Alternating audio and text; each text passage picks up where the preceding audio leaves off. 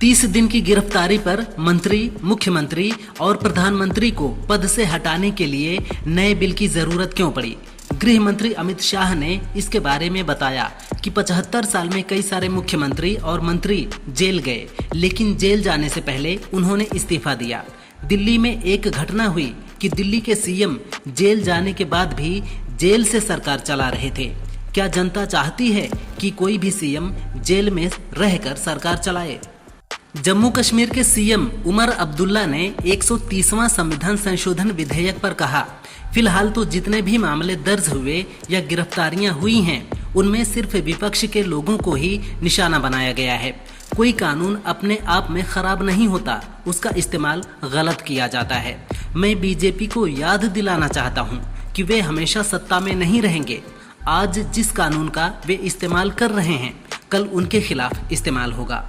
Pyramid वाले देश मिस्र की अबू सिर खाड़ी में डूबी 2000 साल पुरानी प्राचीन नगरी कैनोपस के अवशेष मिले हैं। समुद्र के नीचे से पुराने मंदिर, टूटी मूर्तियां, स्तंभ और जहाजों के अवशेष निकाले गए हैं। सबसे दिलचस्प खोज 125 मीटर लंबा प्राचीन बंदरगाह मिला है। विशेषज्ञों का मानना है कि ये नगर भूकंप और समुद्र स्तर बढ़ने से पानी में समा गया था। अब इन दुर्लभ अवशेषों को खास प्रदर्शनी में प्रदर्शित किया जा रहा है। भारत और चीन ने उत्तराखंड के लिपुलेख, शिवकीला और नाथुला दर्रों से व्यापार फिर से शुरू करने पर सहमति जताई है। ये फैसला 18-19 अगस्त को चीनी विदेश मंत्री वांग यी की भारत यात्रा के दौरान हुआ। पहली बार व्यापार पूरी तरह सड़क मार्ग से होगा और भारतीय रुपए व चीनी युआन में होगा, जो पहले वस्तु विनिमय आधारित था। हालांकि नेपाल ने इस समझौते पर आपत्ति जताई है। उसका कहना है कि ये उसके क्षेत्र का हिस्सा हैं। भारत के पूर्व एसजीआई हरीश साल्वे ने संविधान विधेयक 2025 का समर्थन करते हुए कहा कि ये शर्मनाक है कि हमें इस विधेयक की जरूरत है। जिस व्यक्ति को सुप्रीम कोर्ट ने जेल में बैठने का आदेश दिया हो, क्या वह मंत्री का पद निभाने लायक है? समस्या ये है कि नेता खुद को विशेषाधिकार वर्ग वाला मानते हैं। ये बात हमें सोचने पर मजबूर कर रही है कि क्या हमने सचमुच अपने लोकतंत्र से नाता तोड़ लिया है। 17,000 करोड़ के बैंक फ्रॉड मामले में उद्योगपति अनिल अंबानी के घर पर रेड की गई है। पहली बार है जब सीबीआई ने सीधे अनिल अंबानी के घर पर रेड मारी है। अभी तक उनके ठिकानों पर छापे पड़ते रहे हैं, लेकिन मुंबई के सबसे पॉश एरिया में स्थित उनके निवास पर पहली बार रेड हुई है। अनिल अंबानी और उनके परिवार के सभी लोग घर पर ही मौजूद थे। सीबीआई के 7-8 अधिकारियों ने उनके घर पर रेड किया। अपने बयानों और टिप्पणियों से सुर्खियों में रहने वाले यूपी के हरदोई से बीजेपी विधायक श्याम प्रकाश ने आवारा कुत्तों को लेकर सुप्रीम कोर्ट के आदेश पर प्रतिक्रिया दी है। उन्होंने सोशल मीडिया पर की गई पोस्ट में लिखा, जय भैरवनाथ। कुत्तों को सुप्रीम कोर्ट से मिला 10 दिन में न्याय, जबकि इंसानों को नहीं मिलता 20 वर्षों तक न्याय। विधायक की इस पोस्ट पर लोग तरह तरह के कमेंट दे रहे हैं। यूपी में विधानसभा चुनाव से पहले विधान परिषद चुनाव में कांग्रेस और समाजवादी पार्टी के बीच गठबंधन टूट गया है। यूपी कांग्रेस अध्यक्ष अजय राय ने कहा कि एमएलसी की 11 सीटों पर कांग्रेस किसी भी दल के साथ गठबंधन नहीं करेगी। इससे पहले कांग्रेस ने पंचायत चुनाव भी अकेले लड़ने का ऐलान किया था। यूपी में कांग्रेस और सपा इंडिया गठबंधन की अहम साझेदार हैं। दोनों पार्टियों ने 2024 का लोकसभा चुनाव मिलकर लड़ा था। डाक विभाग 25 अगस्त से अमेरिका के लिए $100 तक के दस्तावेजों और उपहारों को छोड़कर सभी डाक सेवाएं बंद करेगा।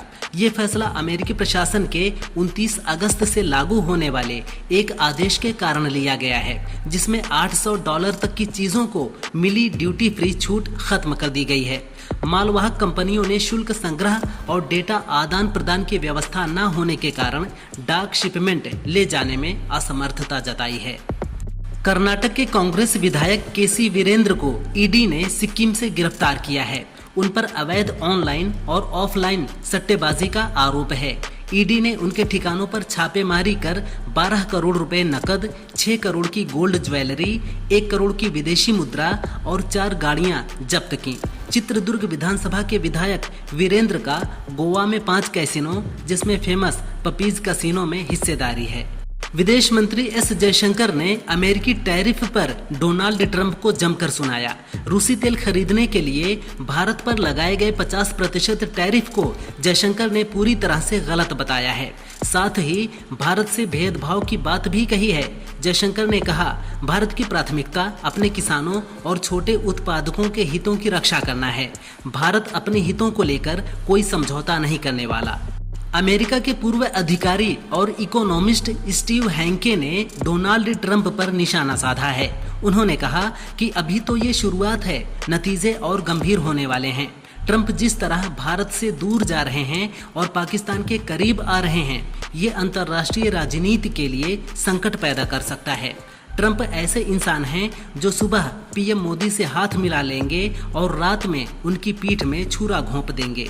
सपा से निष्कासित विधायक पूजा पाल ने उनके भाजपा में शामिल होने के कयासों पर प्रतिक्रिया दी है। उन्होंने कहा, मेरी और भाजपा की वर्तमान विचारधारा मिलती जुलती है। मैं जिस पीड़ा से गुजर रही हूँ, भाजपा उस पर अंकुश लगाने की ओर काम कर रही है, जिस कारण हमारे विचार मिल रहे हैं। आगे क्या होगा ये तो बातचीत करके तय होगा। सपा से निष्कासित विधायक पूजा पाल के पत्र पर यूपी के मुख्यमंत्री ब्रजेश पाठक ने प्रतिक्रिया दी है। उन्होंने कहा, विधायक पूजा पाल के साथ जो सपा ने किया है, उन्हें उसका खामियाजा भुगतना पड़ेगा।